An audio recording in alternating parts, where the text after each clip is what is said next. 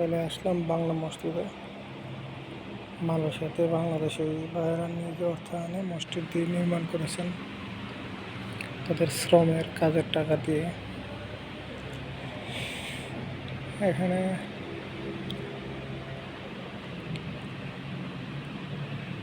আধুনিকতার যে স্বয়ংসম্পূর্ণ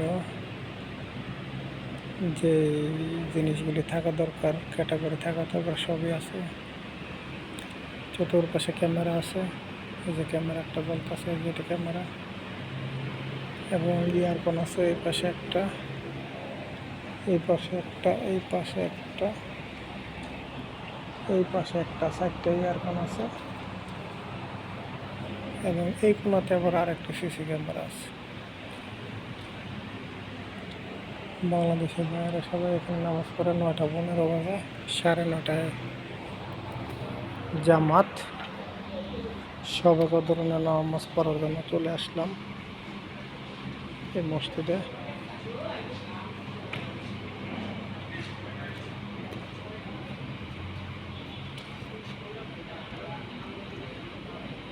আমাদের এক বড় ভাই, উনি আবার দায়িত্বে আছেন এখানে, হিসাব রক্ষকের দায়িত্বে।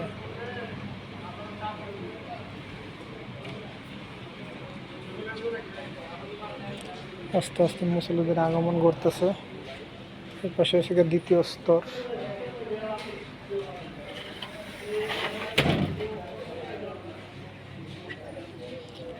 দ্বিতীয় স্তর এই পাশে নামাজ পড়া যায়, এবং আধুনিক যে মেশিনারিজগুলি পরিষ্কার করার, কার্পেট মার্পেট সব কিছু, এই মেশিন আছে এই পাশে, শুধু ময়লা পরিষ্কার করার জন্য।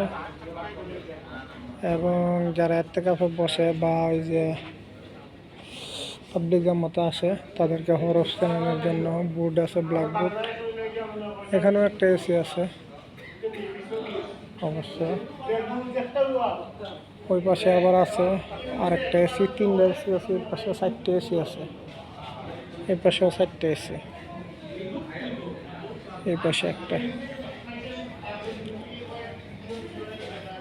এই পাশেও সিসি ক্যামেরা, এই যে লাইট জ্বলতেছে। এই পাশে একটা 2 টনের আছে।